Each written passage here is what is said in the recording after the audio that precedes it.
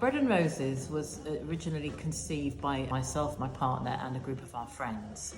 And my partner in particular was getting pretty fed up with the lack of a real music scene in Plymouth. And we decided that we would name the pub after a poem that was written for these female textile workers by James Oppenheim, and it was called Bread and Roses. And it said, give us bread, but give us roses too. So give us food for our soul and food for our bodies. So we just thought, let's try and make it a kind of cultural centre, a small cultural centre where people can gather, feel part of something. It's not just a pub. We had knitting groups when we first opened. We still have a market every month, so people who want to sell their art or their, jewellery or their clothing or whatever, they come here once a month. We have poetry groups. We have comedy, chess club. At that time, when we opened in 2013, there was really not much going on the music scene in Plymouth. So when I first came to Plymouth in '88, there was a bit of a music scene through the '90s. It was quite cool, and you could even go to the academy, and there was the breakwater. There were lots of different things going on. But by the time it got to 2013, the scene was pretty dead.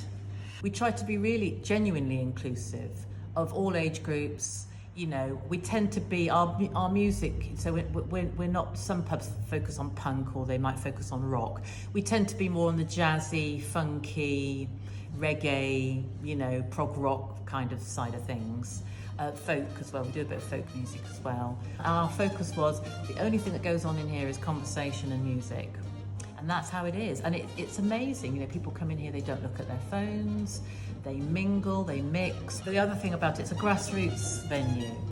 All musicians and performers need a small stage and a safe space where they can hone their craft. It's got a grant because they were trying to make sure that grassroots venues like this stay alive.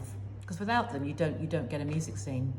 People they haven't exactly copied us, of course they haven't, but they've taken this thing of making it a community space, giving artists and poets and people a platform, somewhere to go, and also just, providing good quality drinks and so on. So I think we helped to spark a regeneration of the cultural scene in Plymouth. I'd like to think that's the case. And people say it to me. They do say it to me, as well. I just want to see it continue, really, to foster, music for high-flying professionals like we saw the Haggis Horns a couple of weeks ago, right through to somebody who's doing their first gig.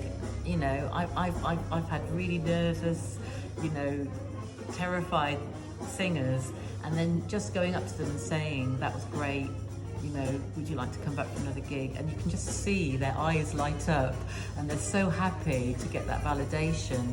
And so I think I just want to continue doing what we're doing, but I would like to draw in some bigger acts as well. It's quite a small venue. We've probably got a capacity of about 100, but I've had some pretty good people in here.